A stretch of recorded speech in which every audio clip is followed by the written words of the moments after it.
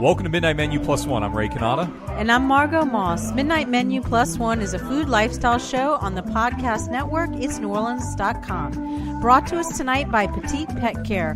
While you're at work or recovering from New Year's Eve, you don't have to board your pet.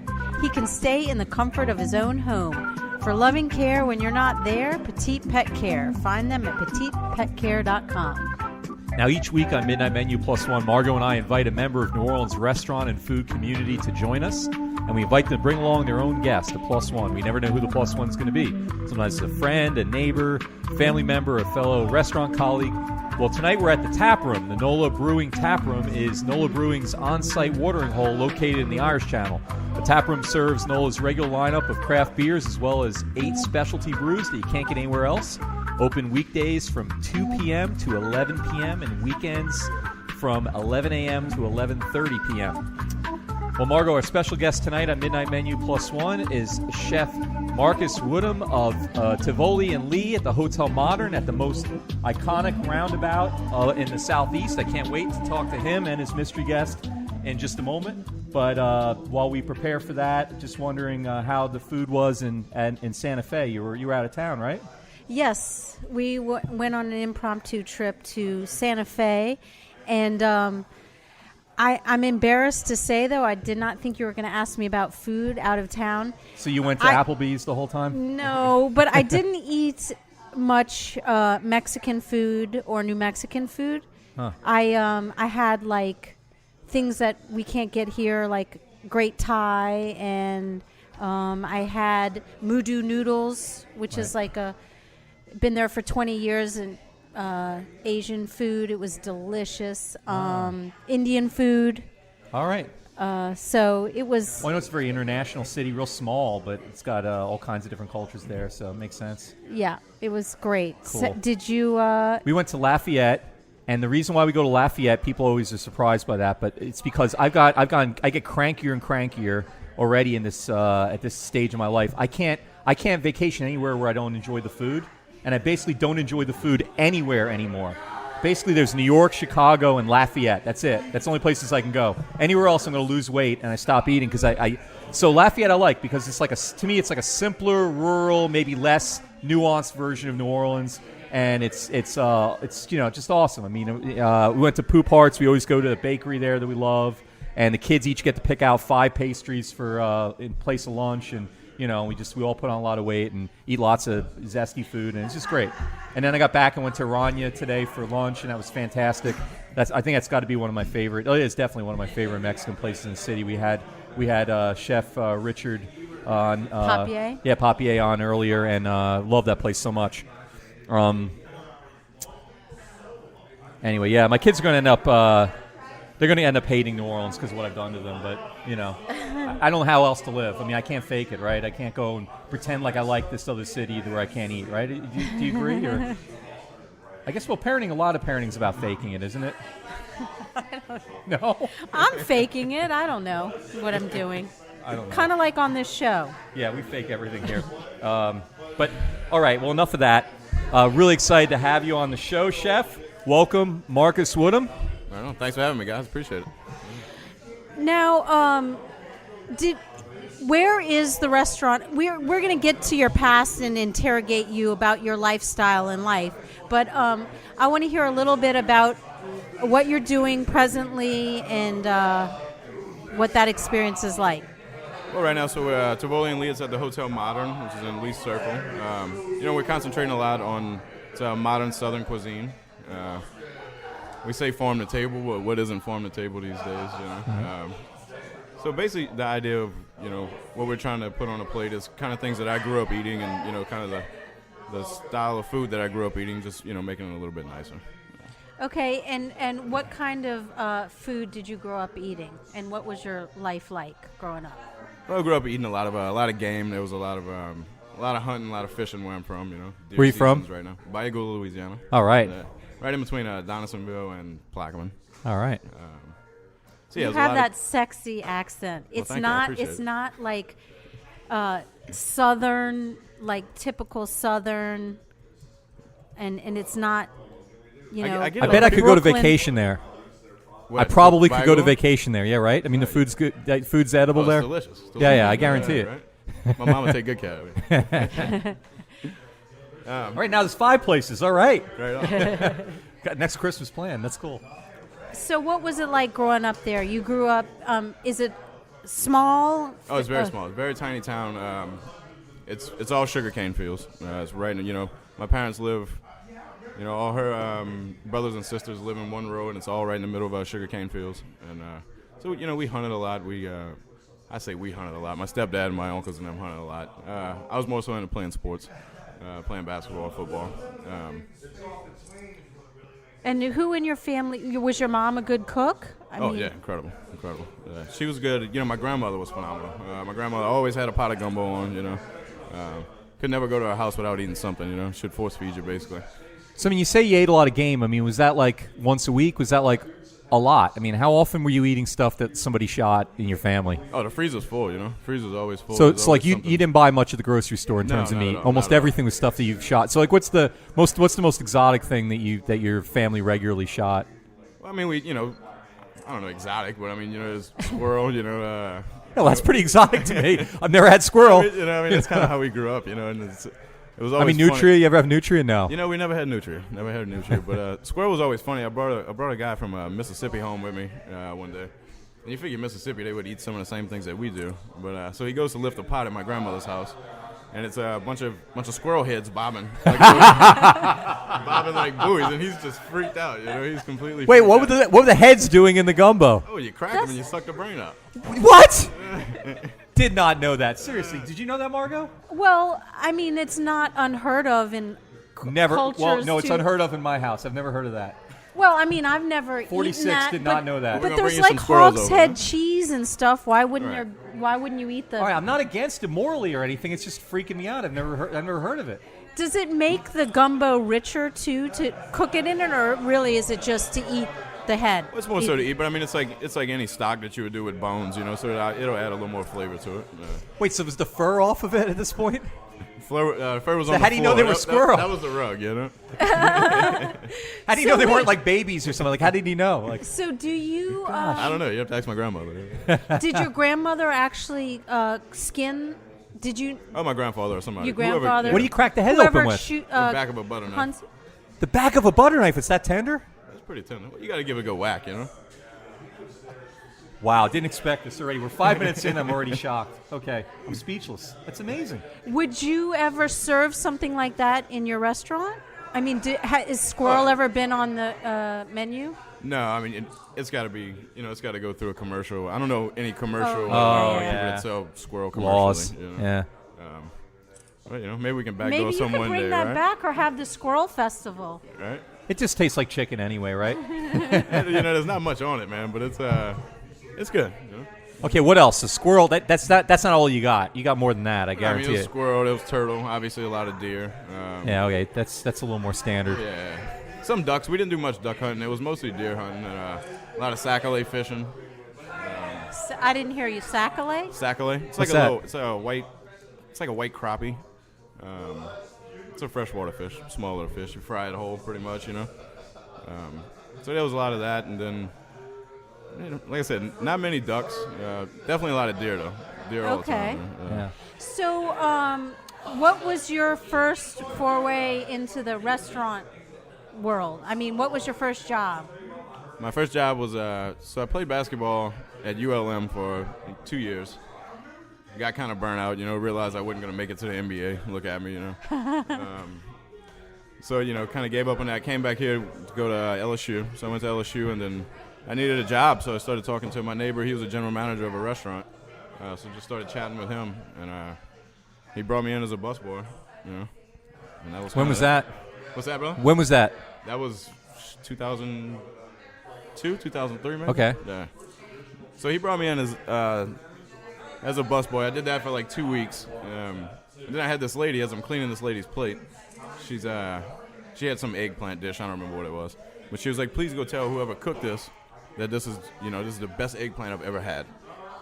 And I was like, well, yes, ma'am, definitely. So I grabbed a plate, and I'm bringing it back, and I'm thinking, I was like, man, I want someone to tell me this one day, So I was always very competitive, and I enjoyed that competitive feel. And so I asked the chef. I was like, and no one's ever going to go, this is the cleanest bussing that's ever happened. Right. Yeah, right. Look at this fork. Can you send the chef out here? I wanted to tell him that this busboy cleaned this table better than you knew you had to get you go somewhere from there. Yeah. And so 2 weeks later, I was in the kitchen, and it just kind of fell from there. And I appreciated. It still had that locker room feel, that I was always used to playing sports. It was a team. It was everybody's working against, working for this, one goal, but still being very competitive with each other, So competitive to better yourself and to correct. elevate what y'all are doing. And I want to put out the dish faster than you can and make it taste better. But we're all still working towards the same thing, but we're, all competitive in that sense. Yeah, that's so nice. Yeah. I mean, I've not heard that perspective. Right. I think that's great.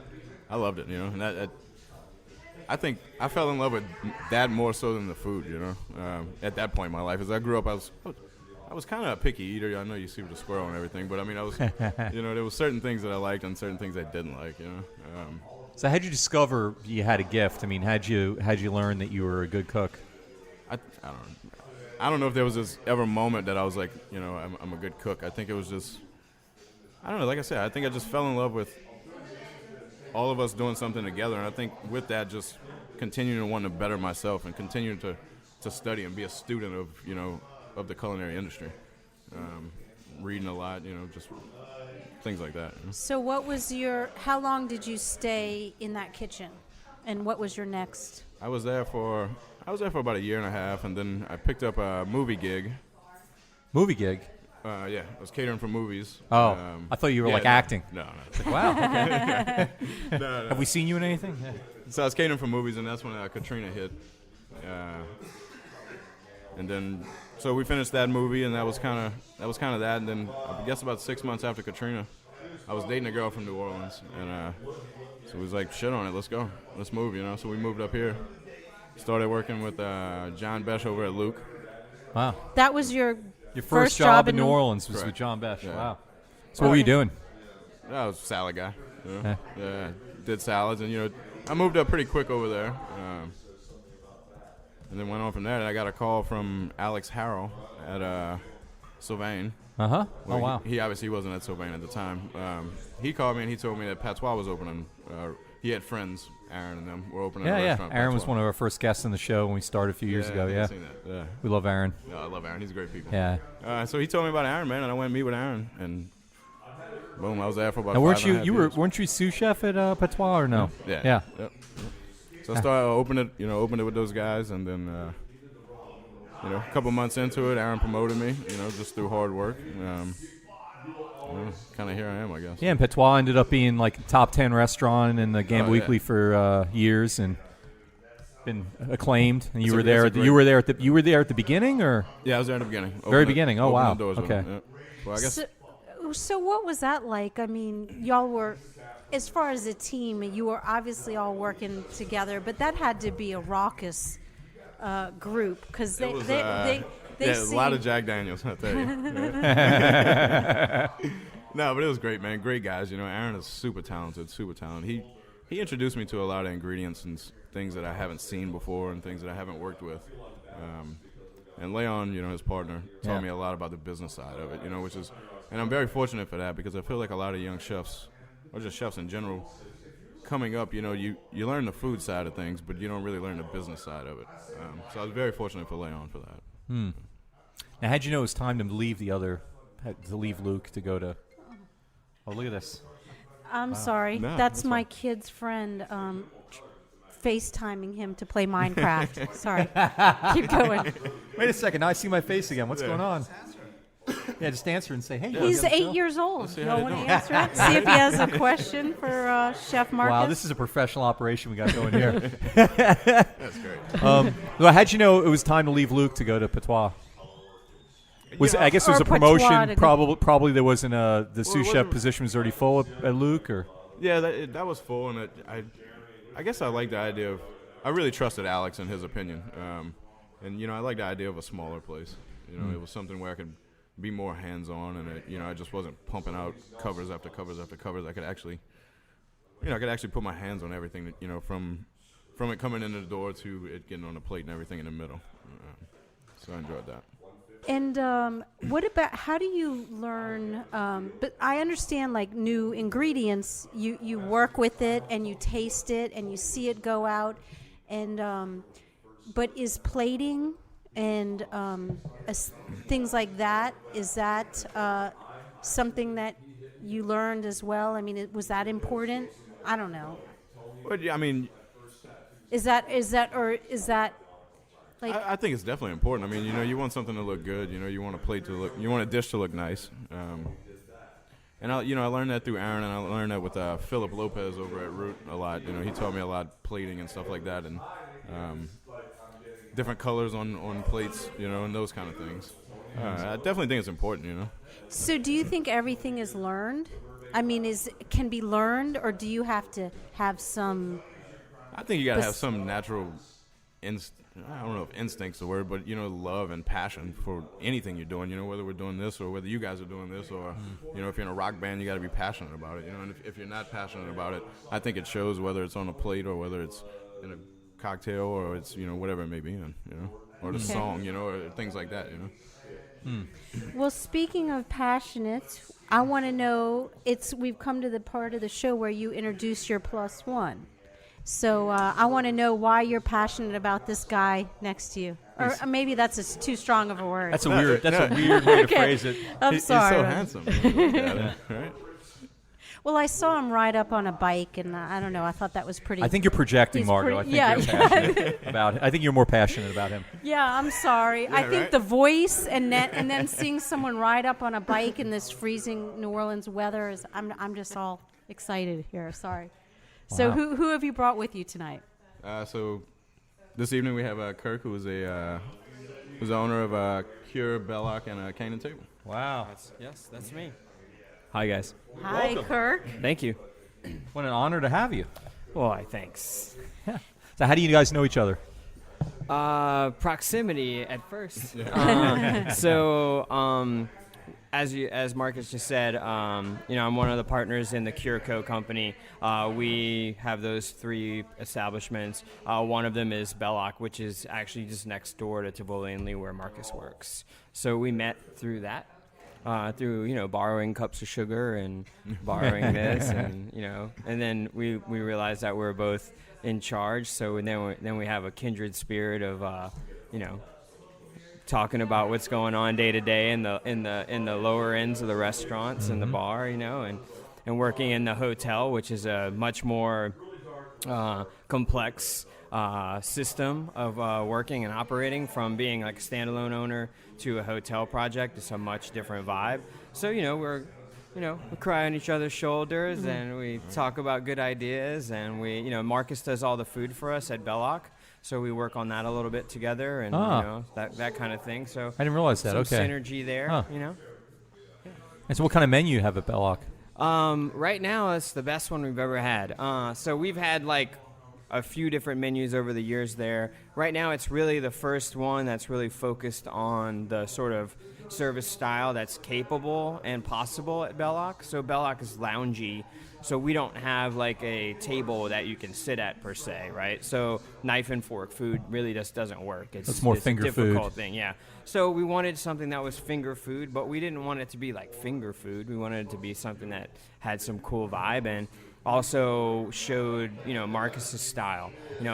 We could have just forced our hand and been like, it needs to be on brand, like 19th century food, but nobody wants to eat like tongue and aspic, So Marcus put together this great menu. The focal point of the menu, I think, is the what we call the bread and fixins. So it's this really good country bread that's toasted, and it's little things in jars, different things.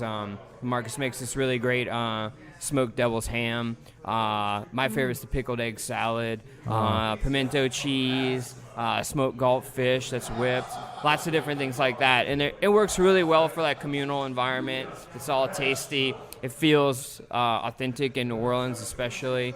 And, Bellocq is still a New Orleans bar, even though we're 19th century cocktails. 19th century cocktails did exist in New Orleans, and some of that food would have been around, Right. New Orleans is the place that invented the cocktail, basically, for America. Well, theoretically. I'm not one, I don't believe in that, actually. But we like to say it in New Orleans. It's an important thing to say. Right. I would say that New Orleans preserved the cocktail better than anyone else, but we did not invent it, for sure. Okay, so who did invent the cocktail then?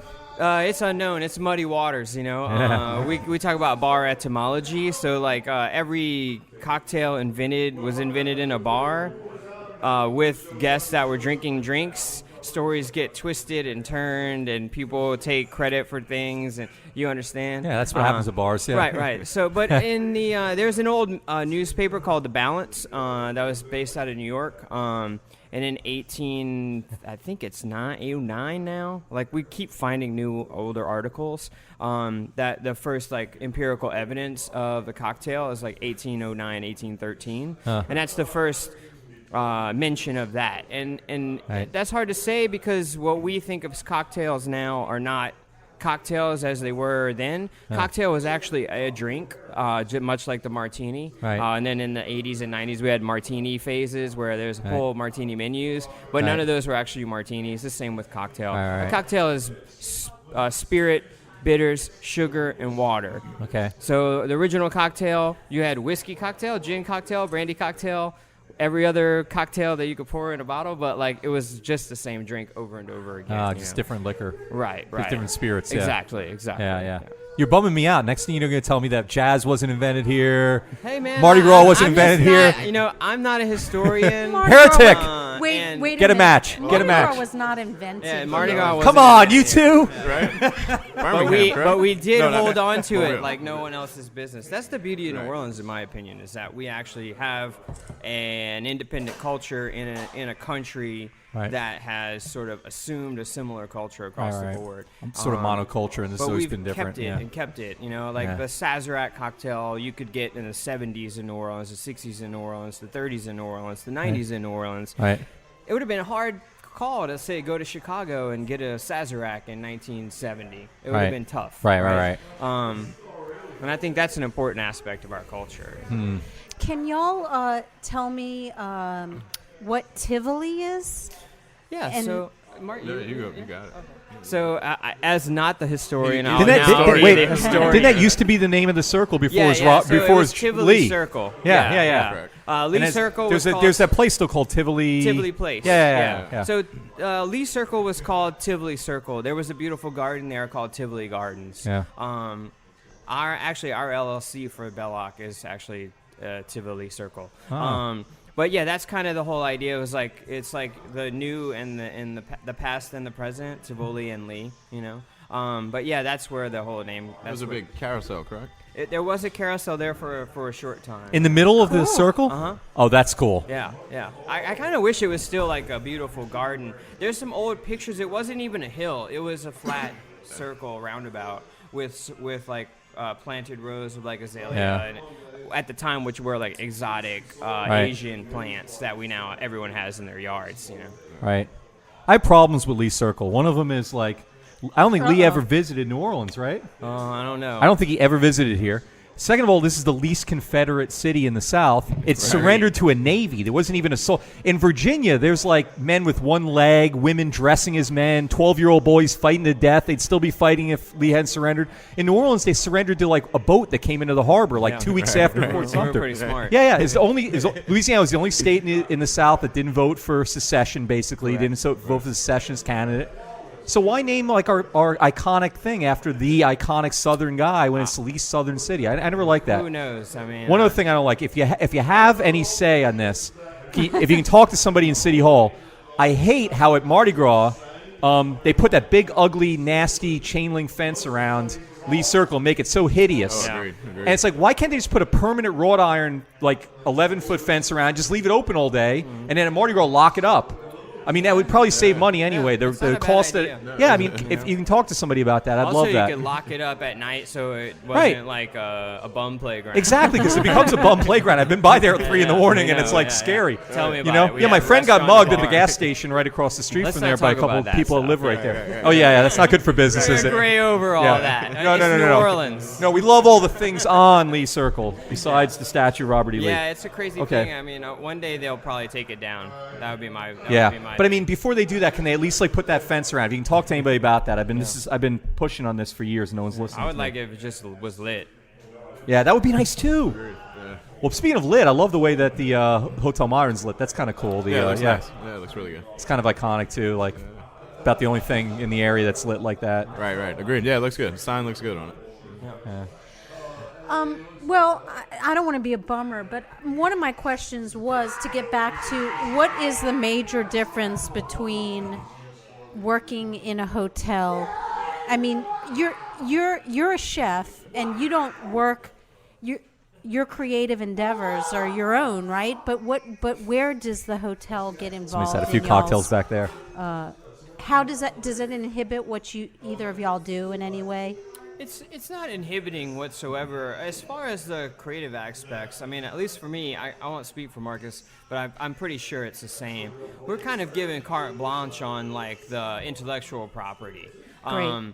Where a hotel gets complicated is, the paperwork, the requisitions for cash, it's a much more complex system. When you're used to being in like a smaller operation, you're like, we need a chair, so you go buy a chair. In a hotel, you say, we need a chair. They're like, we want to see 3 different chairs. What are the quotes for the 3 different chairs? You understand? And then sometimes it gets And to 6 months down. later, you got a chair. Yeah, if you're lucky, So that's where the hotel thing can be a little more complex, Right. As far as like our creative output, I don't think it's affected whatsoever. I think actually, and you can quote me on this, I think that our the cocktail program at Bellocq is my favorite. Of the company. I think it's really, really delicious. I think the drinks are fantastic there.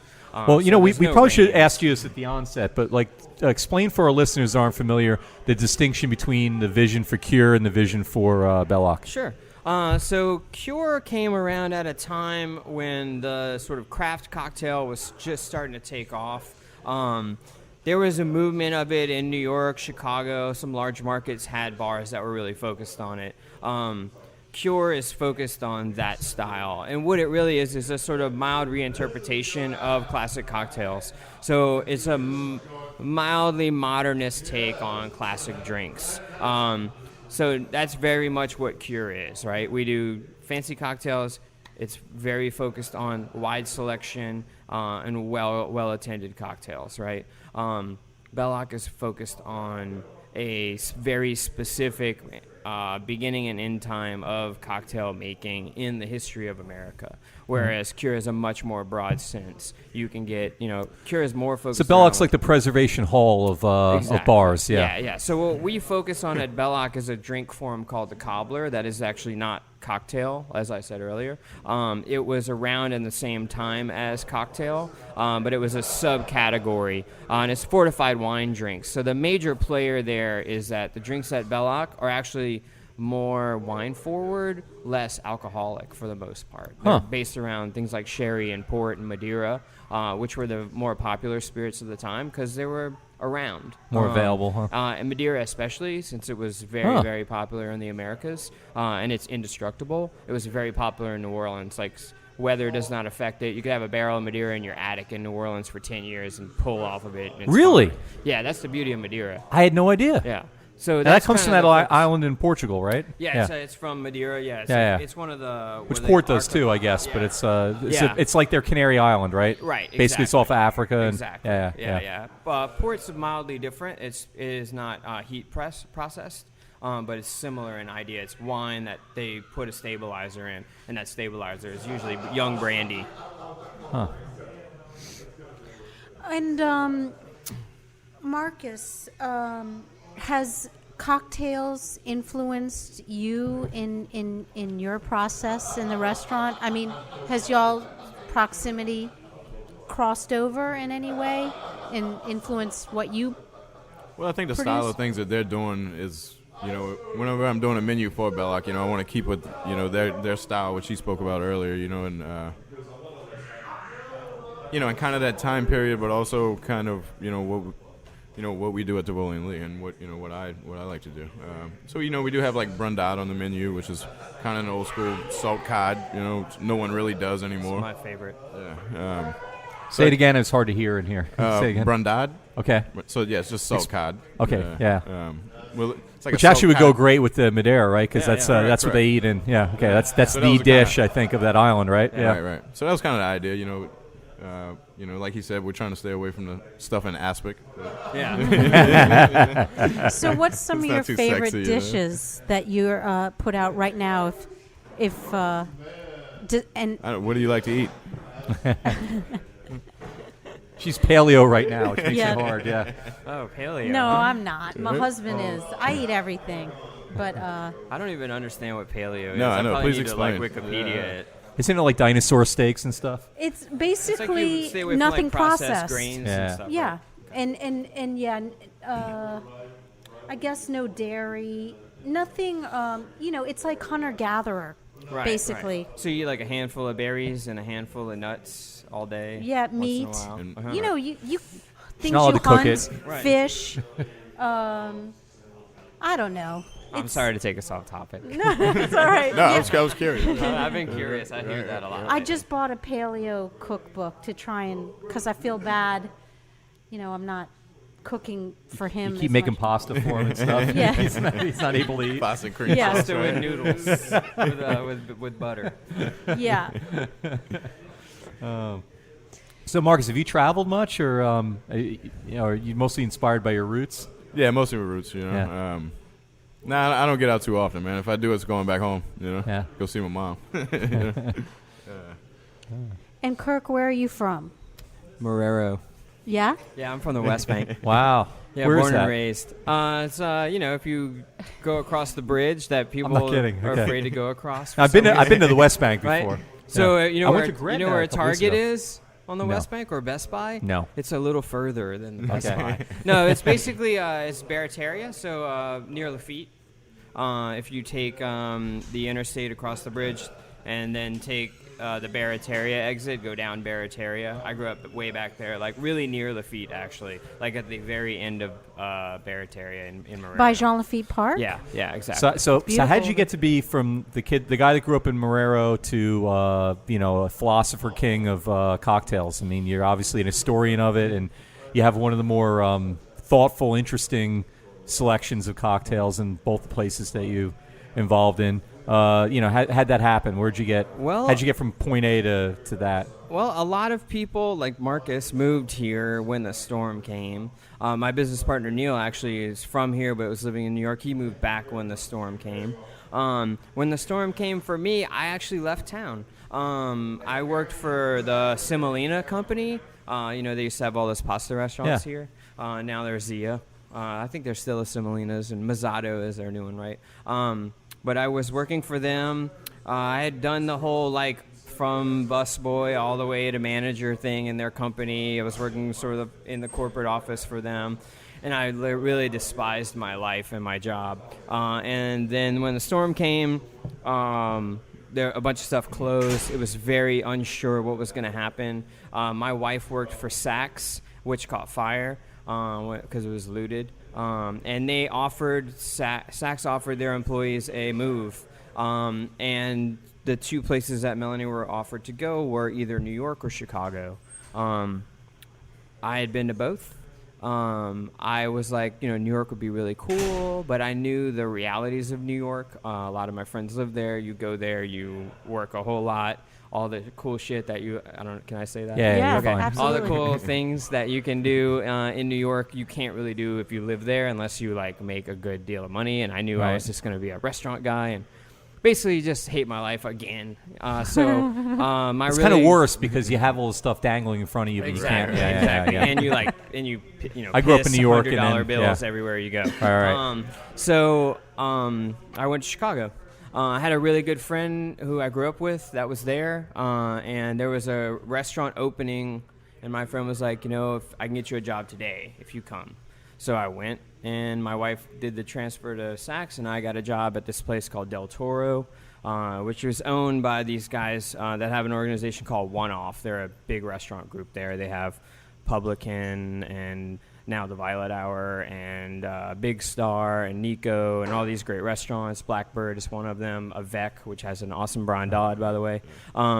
So they took me on as a food runner because that was the only position that they didn't have full. I worked there for a few months, made it all the way to service manager.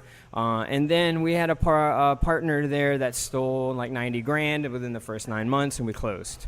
When they closed, they were going to flip that location into this place, the Violet Hour, which was a fancy cocktails bar.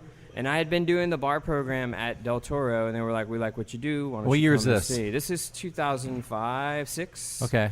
So not too long before you opened Cure, really. Not at all. Yeah, literally. I mean, I had been bartending on and off for 13 years, and working in the industry, but like it was the first time I really took it seriously and was around a group of people that looked at it in a culinary sense. But really, at Del Toro, I worked for Andrew Zimmerman. He was a chef who now runs Sepia in Chicago. He's 2 Michelin stars. And he's basically like my food mentor. And he showed me the light, really. And I basically learned how to cook through him. And when they offered me the Violet Hour thing, I was like, that sounds great. They had a 3-month training program.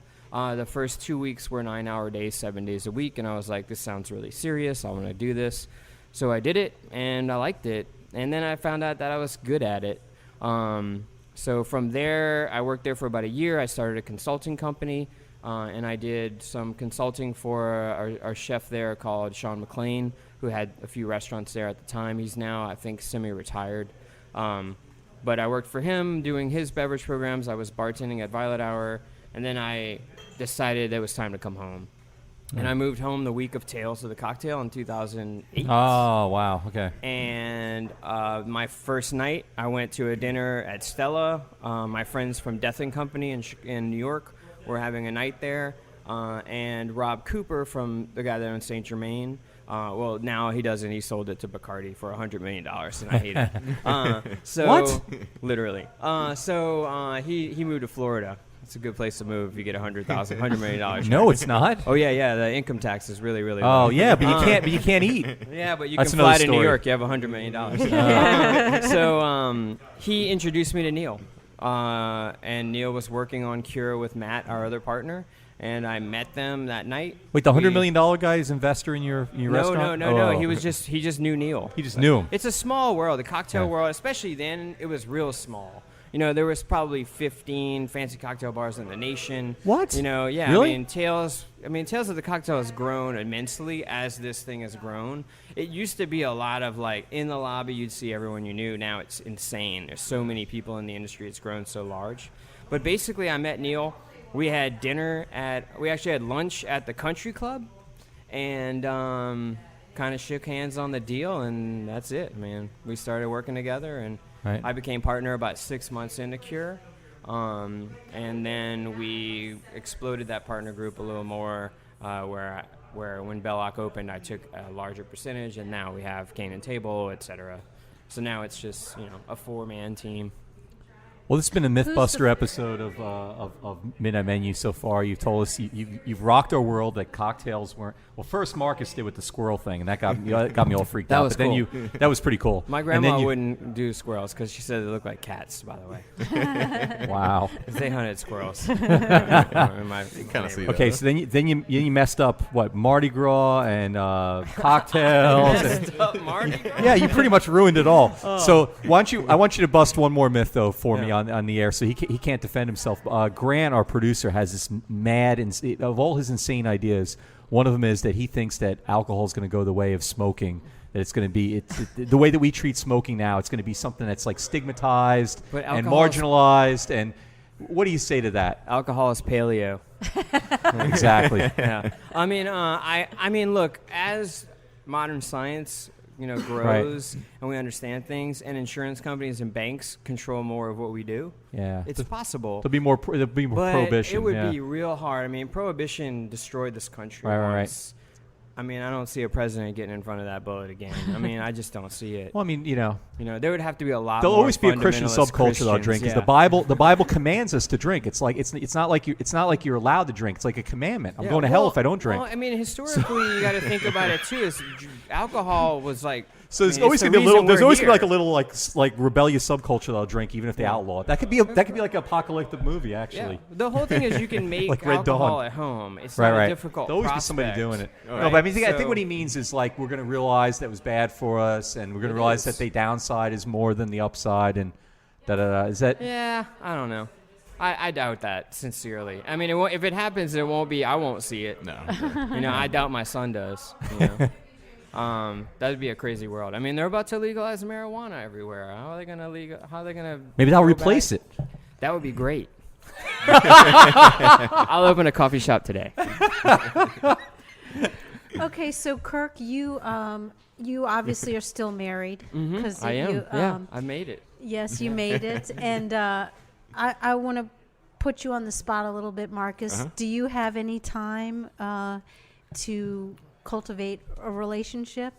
It's tough, man. It's tough. I don't have time. I got married a while ago, so she stuck with me. No, it's hard, man. And it's I'm the king of, I guess, 1 year relationships. 1 year, that's pretty good, though. Yeah, it is. And I'm gonna go right now. We've been together for about 6 months, and it's going well. How'd you guys meet? We met at brunch, actually. In your restaurant? Yeah. Is she a customer? Yeah, she came in and she was late for a reservation, so I started busting her balls a little bit, and she got my number somehow, and then texted me a couple of days later, and Wait, how many months into it are you? about 6 months. So you got 6 months to go. Yeah, 6 months ago. On to the next one, right? Hope you're not listening to that. No, she's a good girl, and it's hopefully this one will stick around. This industry's tough, man. I mean, we don't do the 9 to 5. There's so many different hours, and especially being in a hotel, it's 7 days a week, 365. It never stops. What does she do? She works at the World War II Museum. Oh, okay. Does she have more standard hours or no? Well, she does a lot of traveling. She does fundraising for the museum. Oh, so okay. she travels a lot. So she understands the Yeah, so she's not hard really lifestyle. right. And you have like chef dedication. groupies like chasing after you too. You see that every now and again. Yeah. Could be fun. Well, y'all, it's we've come to Off the Menu, where we ask you each a question that you would not be asked in any reputable scenario or Oh, Lord. I Why mean, don't you ask Marcus and So I'll it's ask like her. what happens in the Okay. kitchen. Yeah, right. Yeah. But it's not. It's just nothing. Not a normal question that you would.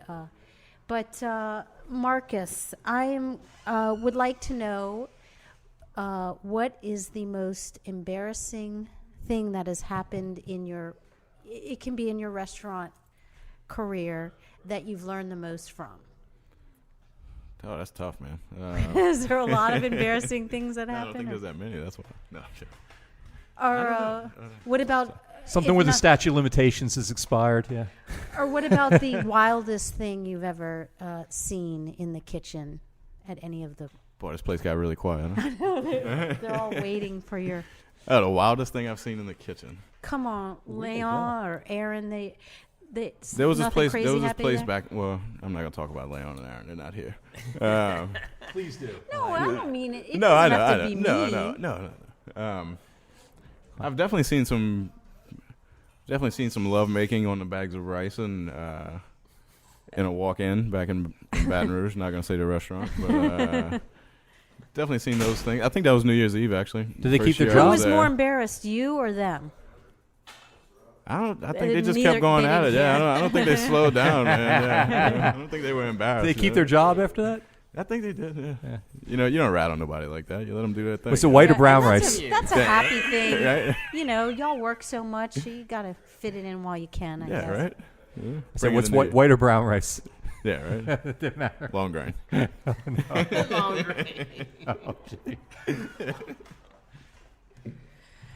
All right. Well, you see, that wasn't so terrible. No, that's not bad. All right, Kirk. Kirk, what are two animals. Let's see, what do we call wild game animals that let's see, if you had, just pick a game animal you'd like to try to have your friend next to you serve you that you've never had before, like squirrel, something else. Okay, so I have one that's not a game animal, and it's kind of weird, but my wife wouldn't let me do it, so I want to. Is it breast milk? No, it's Please placenta. say breast milk, please.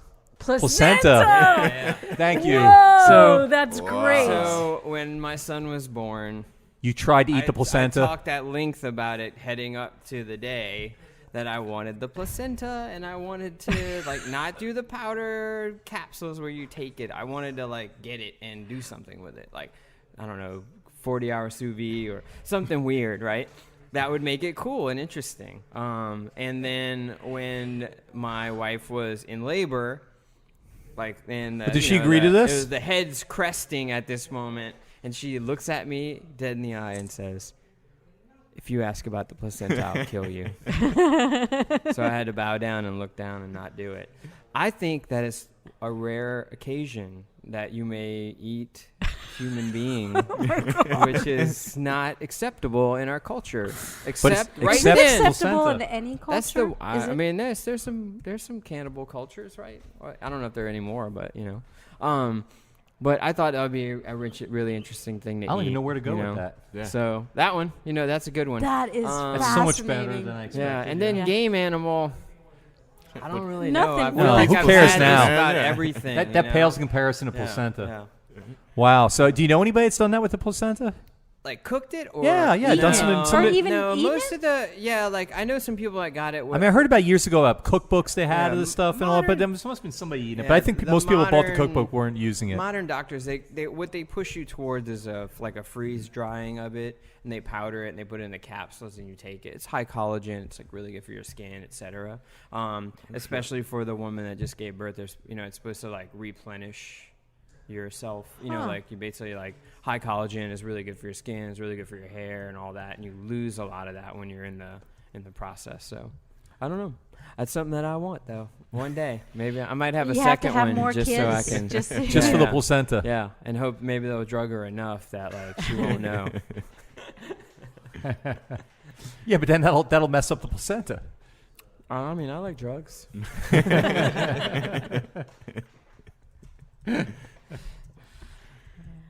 Could you eat someone else's placenta? I don't think so. I mean, It have to be I your mean, wife's I guess- placenta? Yeah, I guess no. you could, but I don't know that I'm comfortable asking anyone for that. That'd be a really good friend. Wow. So how do you feel about breast milk? It's fine. It's sweet. Oh, you've had it. Yeah, of course. Of course. It was there. I didn't have milk for my cereal one morning, and there was a lot in the freezer. I know your wife would beat you up for that. That's like gold. That stuff we when tasted it, it, you It's didn't okay. put it in your No, cereal. I didn't though. really put it in my I'm just cereal. saying it's precious. There was some in there. I did think of it though. I thought maybe I'd have it in coffee, just to try it. But I tried it sweet. Do you I have a can't- new no, I can't beat perspective that, on your plus we one got now? We got a lot to talk about, brother.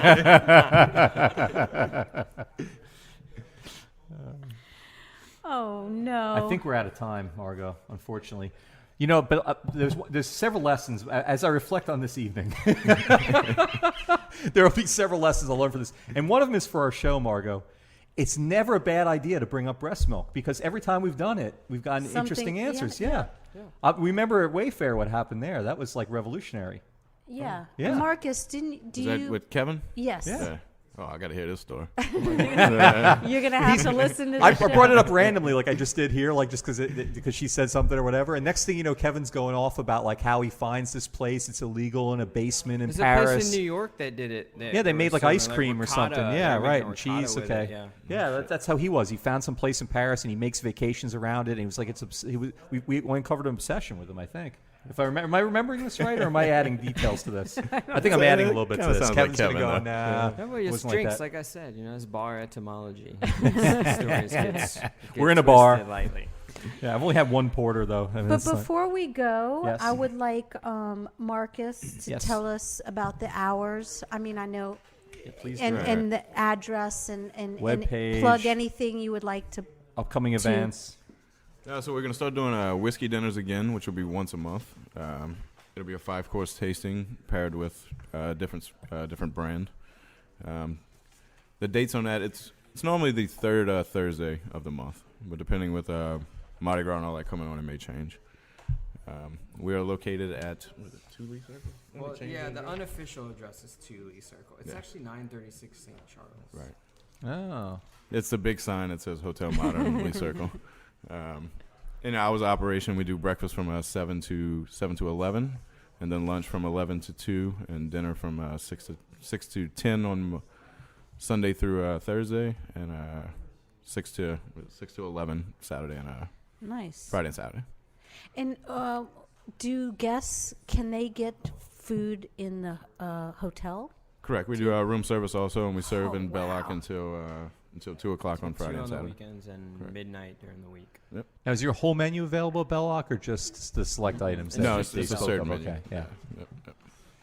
Okay, and Kirk, why don't you tell us a little bit about any kind of contact information or hours or anything like that about Cure and Bellocq or anything else you want to? Well, Bellocq is next door to Tivoli and Lee, 936 St. Charles, officially for cabs, number 2 Lee Circle.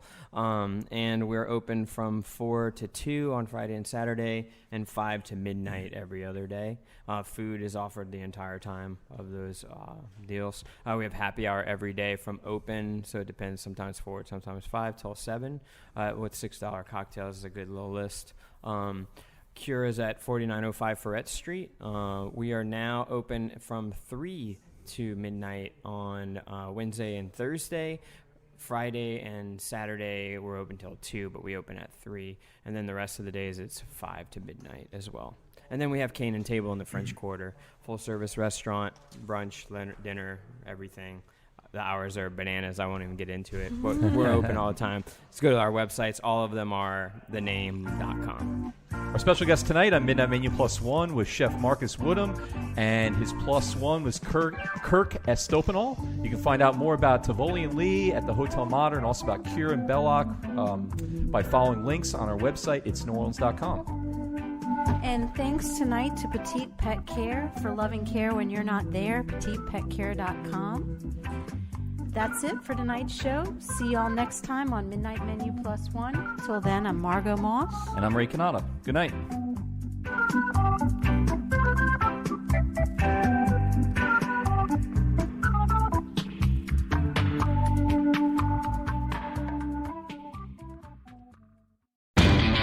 You know Labor Day signals the unofficial end of summer, but not the end of your outdoor projects. Lowe's helps you do it right and helps you save with Labor Day deals throughout the store. Shop now and get 2 bags of Stay Green potty mix for $12. And keep your lawn looking neat and trim with a Craftsman 2-cycle 17-inch gas string trimmer, now $20 off at just $119. Whatever's still on your to-do list this Labor Day, do it right for less. Start with Lowe's. Offers valid through 8/28. Soil offer excludes Alaska and Hawaii. U.S. only.